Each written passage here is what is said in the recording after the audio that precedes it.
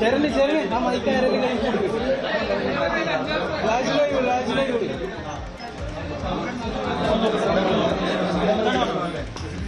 രാജ എന്നോട് തള്ളിക്ക് എന്റെ പൂരങ്ങളുണ്ട് എന്റെ മോഹൻ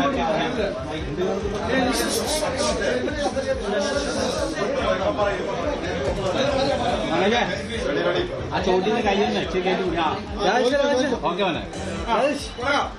തള്ളിക്കണം റെഡി. അമ്പലപ്പുഴ സാറിനെ ഇപ്പോഴും വിജയിക്കുന്നതിന് തെളിവാണ് ഫലത്തിൽ നിന്ന് നമുക്ക് മനസ്സിലാകുന്നത്. സാറിന്റെ വിജയം തന്നെ ഉറപ്പിച്ചിരിക്കുകയാണ്. അപ്പൊ ഇത് താങ്കളെ അടിച്ചമർത്താൻ ശ്രമിച്ചവർക്കുള്ള ഒരു മറുപടി ജനങ്ങളുടെ ഭാഗത്ത് ഉണ്ടായിരിക്കുകയല്ലേ?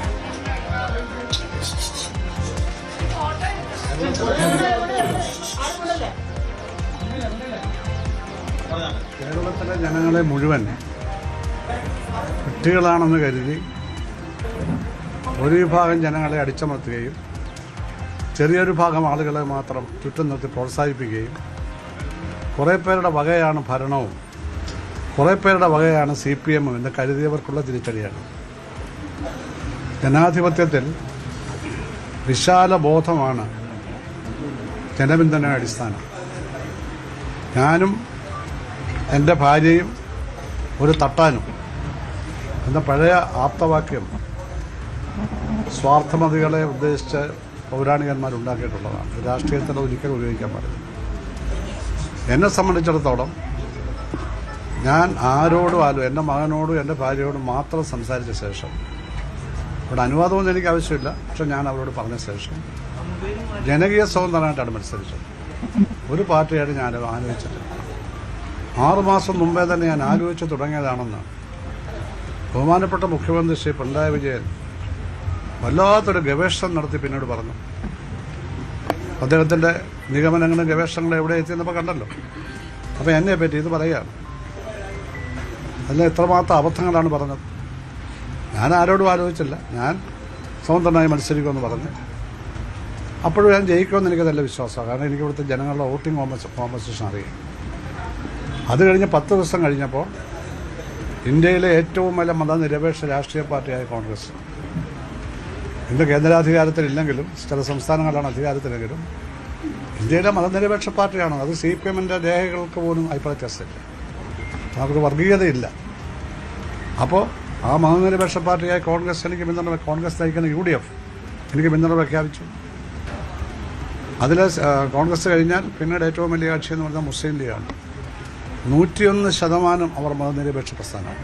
101%. ആ പേര് മാത്രമേ ഉള്ളൂ. അവിടെ എല്ലാ നിലപാടും ഈ കേരളത്തിൻ്റെ ഇന്ത്യയുടെ പൊതു സമീപനത്തിന് അനുരോധമായിട്ടുള്ളതാണ്. യാതൊരു വർഗീയതയും അവർ വോട്ടിങ്ങിൽ കാണിക്കാറില്ല. അമ്പലപ്പുഴ പ്രത്യേകിച്ച് രാഷ്ട്രീയ വോട്ടാണ്. ഞാൻ എന്ന് ആലപ്പുഴയിലെ 27 വാർഡുകൂടി ചേർന്ന് അമ്പലപ്പുഴയിൽ മത്സരിച്ചോ, അന്നെല്ലാം എനിക്ക് സക്കരിയ ബസാർ, അതുപോലെ തന്നെ ലജനത്ത്, സിവിൽ സ്റ്റേഷൻ, അങ്ങനെ കുറേ 10-14 വാർഡുണ്ട് അവിടെ.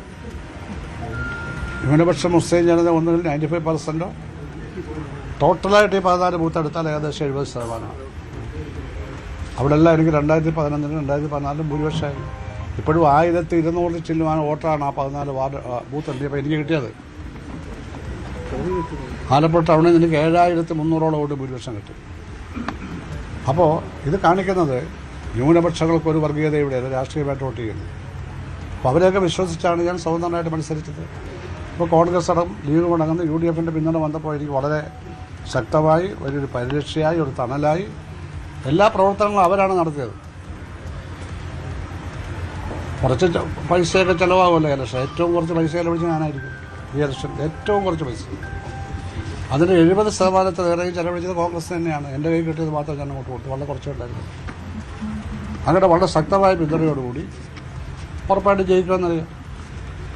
അതെല്ലാവർക്കും അറിയാമായിരുന്നിട്ടും ഇവിടുത്തെ ഇടതുപക്ഷ സ്ഥാനാർത്ഥി എന്തൊക്കെ പ്രസ്താവന ഇറക്കിയത് നിങ്ങൾ മാധ്യമങ്ങളിൽ ചിലർ കൊടുത്തു, ചിലർ ടെലിവിഷനിൽ കൊടുത്തു, ചിലർ സന്തോഷിച്ചു, ഇതൊക്കെ വിളിച്ച് പറയുന്നു.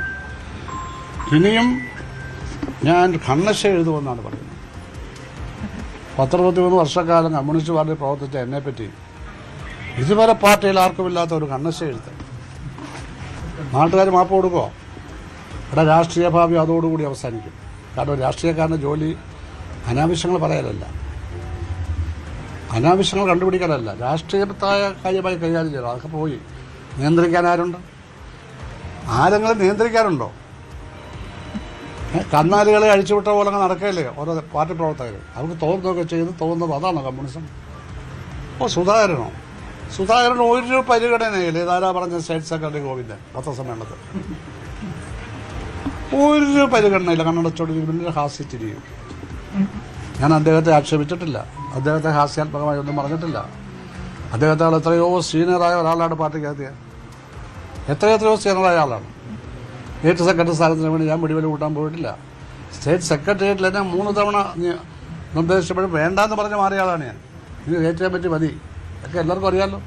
അങ്ങനെയുള്ള എന്നോട് പാർട്ടി തന്നെ 2 തവണ മിനിസ്റ്ററാക്കി, 20 തവണ MLA ആക്കുകയും ആദ്യത്തെ ജില്ലാ കൗൺസിലിൻ്റെ പ്രസിഡൻ്റാക്കുകയും 12 വർഷം സിൻഡിക്കേറ്റിൽ ഇരുത്തുകയും ചെയ്തത് പാർട്ടി കേട്ടിട്ടുള്ള കൂറുകൊണ്ടല്ലേ.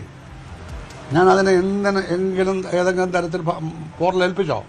ഒരു പരാതി ഉണ്ടോ? ഇല്ല. അങ്ങനെ എന്നെപ്പറ്റി സംസാരിക്കുമ്പോൾ സഖാവ് ഗോവിന്ദന് ശ്രദ്ധിക്കണ്ടേ? ഇതല്ലേ സമീപനം? അദ്ദേഹം എന്നെ ചെറ്റയെന്ന് വിളിച്ചു മുഖ്യമന്ത്രി.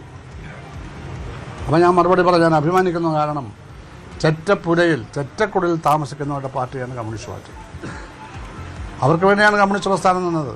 അല്ല സമ്പന്നന്മാർക്ക് വേണ്ടി മണിമാളികയിൽ ആ അർത്ഥം പോലും പ്രത്യയശാസ്ത്രപരമായി അധികാരത്തിൻ്റെ ഈ വല്ലാത്ത ഒരു എന്താ പറയുന്നത്, അതിനൊരു മൂടൽ മഞ്ഞിൽ അദ്ദേഹം ഇതൊക്കെ അങ്ങ് മറന്നുപോയിരിക്കുകയാണ്. ഇന്നൊരു കമ്മ്യൂണിസം എന്താണ് ചെറ്റപ്പുരയുടെ അർത്ഥം ഇതൊക്കെ അങ്ങ് പറയുകയാണ്. പിന്നെ ഞാൻ ചെളിക്കുണ്ടിൽ കിടക്കുകയാണ്, ഓർഗസ്റ്റിലെ ചെളിക്കുണ്ടിൽ. അതിന് ഞാൻ മറുപടി പറഞ്ഞു, അത് ശരിയാണ്. ഞാൻ കുട്ടനാട്ടിലെ ചെളിക്കുണ്ടിൽ 4 വർഷം പാർട്ടി പറഞ്ഞിട്ട് താലൂക്ക് സെക്രട്ടറി ആയിരുന്നു. അവിടെ ഒരു ദിവസം പോലും ബഹുമാനോട് മുഖ്യമന്ത്രി പിണറായി വിജയൻ കുട്ടനാട്ടിലെ ഒരു വരമ്പത്ത് കൂടി നടന്നിട്ടില്ല. ഒരു വരമ്പത്ത് കൂടി നടന്നിട്ടില്ല. ആലപ്പുഴ ജില്ലയിൽ നിന്നൊരു ജില്ല കൊണ്ടാണ് അദ്ദേഹം തിരുവിതാംകൂറിൽ അറിയപ്പെട്ടത് തന്നെ. ഇവിടെ വന്ന ഇടപെട്ട് ഞങ്ങളുടെ എല്ലാം പിന്തുണ കൊണ്ടാണ്. PS-ൻ്റെ ആ കരുത്തിൻ്റെ ഒരു നല്ല കാലത്ത് അദ്ദേഹത്തിൻ്റെ ഭാഗത്തു നിന്ന് നയപരമായ ചില വ്യത്യാസങ്ങൾ വന്നപ്പോൾ ഞങ്ങൾ കൂടെ പോയില്ല. അദ്ദേഹത്തോടൊരു ബഹുമാനം കുറവില്ല. ഞങ്ങൾ കൂടെ പോയില്ല, പാർട്ടിയോടൊപ്പം നിന്നു. അത് പിണറായി വിജയൻ സഹായരായി പാർട്ടി സെക്രട്ടറിയാണ്. അങ്ങനെ കരുത്തായി ആലപ്പുഴയുടെ പിന്തുണ കിട്ടി. അപ്പോൾ സംസാരിക്കുമ്പോൾ മറന്നു പോകരുത്, അന്ന് എപ്പോഴും സുധാകരൻ വേണമായിരുന്നു. ഞാനൊരു കാര്യം സാധിക്കാൻ പോയില്ല. ഒരു പോസ്റ്റ് എന്നെ വെക്കണമെന്ന് ഇന്നേ വരെ ഞാൻ ആരോടും പറഞ്ഞിട്ടില്ല. പക്ഷേ എനിക്ക് പോസ്റ്റൊക്കെ കിട്ടി. ഇതിനേക്കാൾ വലിയ പോസ്റ്റ് കിട്ടുമായിരിക്കും. അതിനൊന്നും ഞാൻ പോയിട്ടില്ല. അപ്പം ഞാൻ അങ്ങനെ പ്രവർത്തിച്ച ഒരാളോട് സംസാരിക്കുമ്പോൾ വേണം. കൂടുതൽ വാർത്തകൾക്ക് News 18 കേരളം യൂട്യൂബ് ചാനൽ സബ്സ്ക്രൈബ് ചെയ്യുക.